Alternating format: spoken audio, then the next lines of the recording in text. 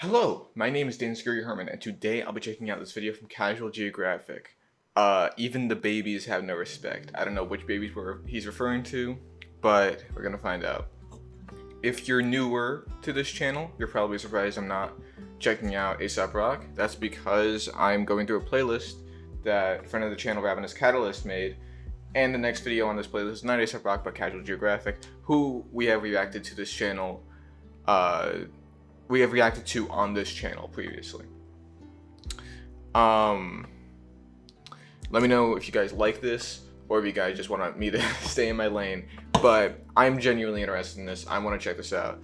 And as you can see on the sidebar here, there's many more A$AP Rock songs coming up in the future. Just the next two are gonna be not A$AP Rock. And I think it'll be cool to just react to a full video instead of a song. But if it isn't, just let me know and I'll stop. But anyway, without further ado.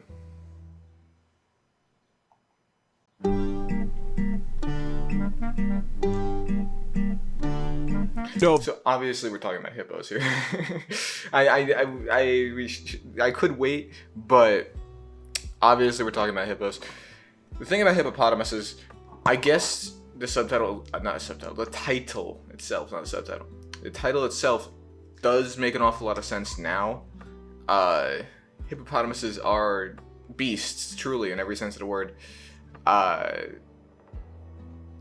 think they're endangered. I know rhinos are endangered, and I often get them sort of confused, not in terms of appearance, but in terms of like facts about them. But yeah, I know relatively little about hippopotami, I guess. So I'm excited to be educated for 8 minutes. If disrespect were a sport, hippos would be Hall of Fame. Because a fetus hippo can treat a grown crocodile as a chew toy and get away with it because they both know the croc won't do anything about it. Baby hippos will actually do this, they'll groom and lick the tails of homicide in the form of a crocodile like a teething toddler. Wait, really? I was gonna compare a hippopotamus to a dinosaur, but then like, what do they say, alligator or crocodile? Crocodile. But a crocodile is literally a dinosaur. And he's just bullying it. That's insane. Wow.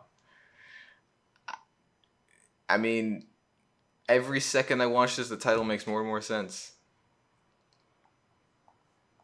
Baby hippos have no fear or respect for an animal that could probably one-shot them with those yeah. drugs. And that's because crocodiles might have a brain the size of a walnut, but even they're smart enough not to give a mother hippo a reason to catch a body. Because mothers in nature are terrifying. Like bears, for example. Messing with like cubs of animals. I think even like with like animals like, I was trying to think of the plural of moose. Meese. Even with multiple moose is, it's dangerous to sort of even be in the presence of a child of that species, just because of what could happen if the mother finds out, which, as we can see here. This is how that movie ends. So instead of turning the baby into past tense, the crocodile just has to sit there and take it. There's actually a reason hippos do this. I just don't know what it is. You guys known about this? I was gonna say, like, I thought there was just gonna be, like, they just do it just because they can. And it's like, oh, there's gonna be a reason? No. Okay. Since I was 7, but I never found out why they go out of their way to violate them like this. My best guess is that hippos like the taste of the salt on a crocodile's tail and they just help themselves. Either that or hippos are so disrespectful that they don't even acknowledge crocodiles as living things. But normally crocodiles and hippos... I mean, okay. To the hippo's credit, and to the crocodile's credit technically, it's part of a crocodile's evolutionary advantage to sort of blend in with their environment, as you can see sort of here. So if they truly don't think it's alive, I wouldn't necessarily say that's a lack of respect. I would say that that is just a crocodile's evolutionary advantage just working against them.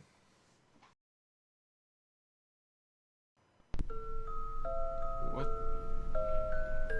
At this point, I'm not even gonna apologize. You know what you signed up for. And if my eyes have to bear witness, I'm bringing everyone else down with me. Those are eponychium, but you probably heard them also be called fairy slippers. Those fairy slippers are a rubbery covering that goes over the hooves of a baby horse to protect its mother from the sharp edges while it's still inside her. It's like a pair of house slippers that the baby horse wears until it finally joins the outside. And if you've never seen this before, it's because as soon as the eponychium touches air, it starts to dry and fall off, especially once the foal starts walking. And sometimes the mother horse will pull the rubber boots off the baby with her teeth. And of course, none of it's painful for the foal, it's only painful to look at. After the first 24 hours, most of the horse feathers are already gone. Okay. That's all well and good. Can I skip this part?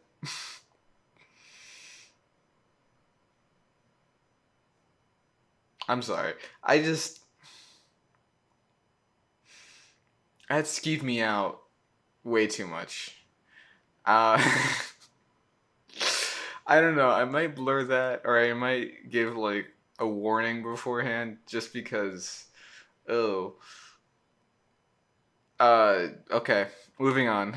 I'm sorry if I missed something important. I don't want to see that.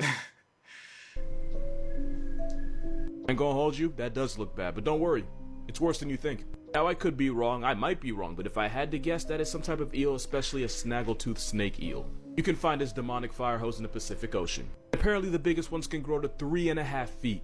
And I'm gonna go ahead and guess they're one of those animals designed to live at the bottom of the ocean, so when you bring them up to the surface, they become deformed creations belonging to Satan. Which is probably why it looks like— What did this video become? What am I watching? What happened in that minute that I missed? I thought this was about a hippopotami. Possessed balloon animal as a result of bloating after death. And with those needles for teeth, we can guess that it eats small fish, crustaceans, and maybe even squid, and those teeth keep the struggling prey from escaping. And if that acid trip of a rough draft is anything like the moray eel, then they have a second set of pharyngeal jaws in its throat to make sure whatever goes in doesn't come out. But having a throat— Why is this horrifying? The last video I wanted to show this guy was about pigeons, and about how cool pigeons were and the history of pigeons. The grossest thing about that video was like some weird looking pigeons. What is this? You see these bones? You want to know what made these bones? You don't want to know what made these bones.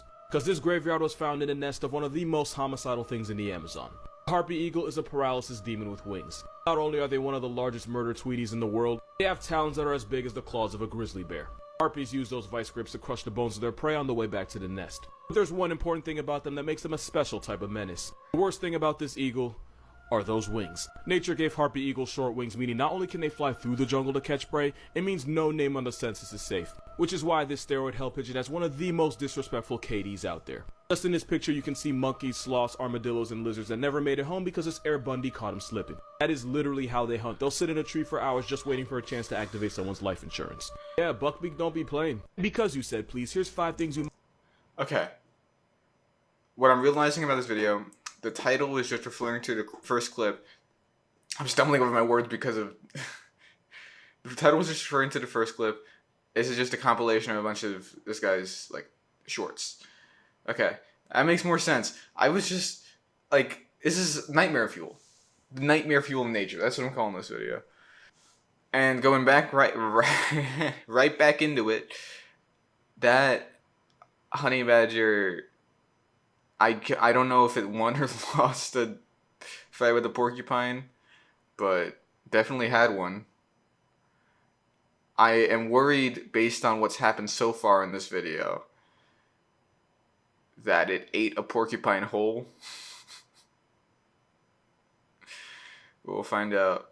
You might not know about this black Air Force ferret. One of their main defenses involves flipping their anus inside out and assaulting your senses with the smell. What? Honey badgers are cousins with skunks and wolverines, and they smell just as ripe. Their reversible booty hole is so vile that it apparently stuns bees and stops them from attacking. Which brings us to number 2. Honey badgers are not immune to bee stings. They are resistant, so they probably would last longer than you, but if enough bees get on their dome, they could end up being a pack. But since these hood weasels don't value life, not even their own, sometimes they'll actually sit there and keep eating while actively being stung by hundreds of bees. And because they are the way they are, sometimes they'll keep eating until they eventually get stung to death. Number 3, it's believed that cheetah cubs evolved to look like honey badgers so they could avoid getting harassed by other animals. Meaning this African bush ferret is such a case that a predatory big cat has to impersonate them just to get more respect. Number 4, in some parts of central India, they're called a name that translates to grave badger because apparently the honey badger has a reputation for digging out human graves and eating the corpses. And number 5, honey badgers aren't real badgers. Those are true badgers, and the honey badger's all the way over there. So when you hear me call this a steroid felony weasel, I'm only half kidding. I genuinely don't know what I expected from this video, but whatever it wasn't this. This is a picture of an alligator riding on top of a manatee in Florida. I've already explained how gators aren't really a threat to full-grown manatees, and oftentimes the same reptile that would tear your arm completely off gives manatees the right of way in the water. But apparently these two hang out as friends. Kind of. There's a couple reasons why this might... Just like with, we come full circle, just like with the hippopotami and the crocodiles, the alligators and the manatees in a different coastal location get along just because the manatee is too big for the alligator to gang up on. Let me tell you why this bird is the biggest menace to society you've never heard of. No. This is a southern giant petrel.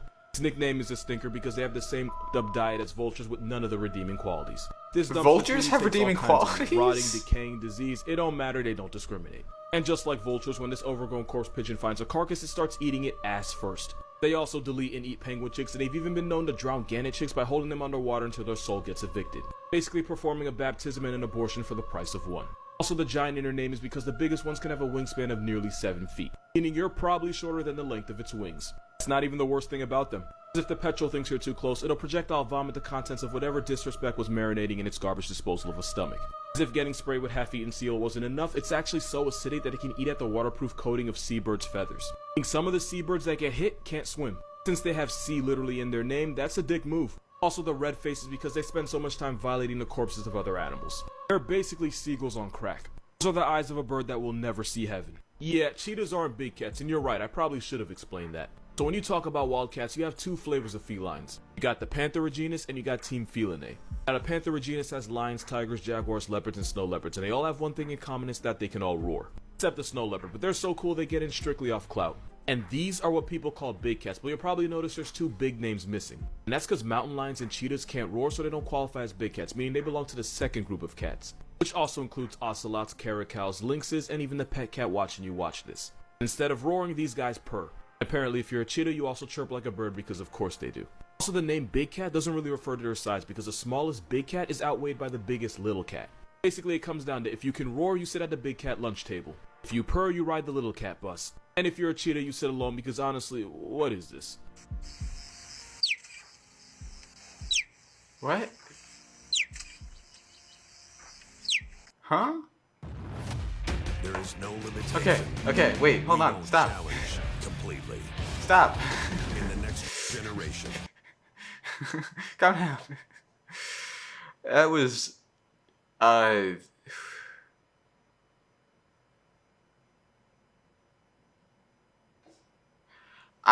at a loss for words. I just absolutely not what I was ready for. I mean, it was interesting, but wow.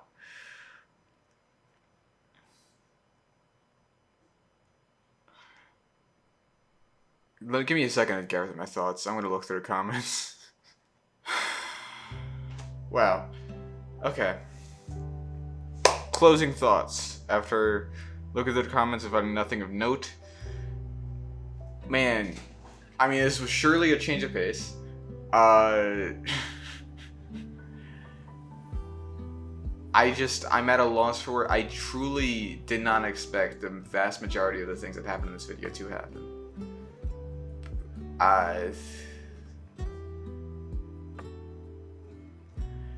Yeah, this was... I don't think I'm going to gather my thoughts anytime soon. I think I'm just sort of stuck in this stasis of considering and reconsidering what I'm trying to say. I'm not going to get out of this. I mean, yeah, it was very interesting. I feel bad that I had to skip that one part. For half of this video, I thought it was going to be about hippos, and only halfway in did I realize that there's a short compilation. Literally, for the seeking over here, you could literally see that it's in the short format, and I didn't even pick that up. So, it's kind of on me, as are most things, most mistakes that I do. I mean, there are some really cool facts here. The whole cheetah evolution, I think it was a cheetah evolution. This thing, right here. The sort of adaptive evolution. You see this a lot in snakes, with the whole like red means dead. I took an evolution class. The whole red means dead. A lot of other snakes developed like as a evolutionary advantage, developed red in their snake skins to ward off predators. And now there's like very specific guides about what red means dead means, because there's like very specific patterns. I'm not gonna put someone up on the screen for that. You can look it up yourself if you want to, but it's interesting that this is another example of that. That was very cool. The hippo toothbrush thing that we started out with was cool as well. And also the cheetah noise at the end was very cool. Regardless, very cool video. Thanks for sending it to me. ASAP will be back in a week. Sticking to regular uploads. And I hope you guys are enjoying the videos. The energy drinks video got a lot more views than I thought it would. So I'm happy you guys are enjoying that. And I think the quality of my videos overall is improving as time goes on, which is good to see. I'm glad that it is. Yeah, and I only hope to improve even more in the future.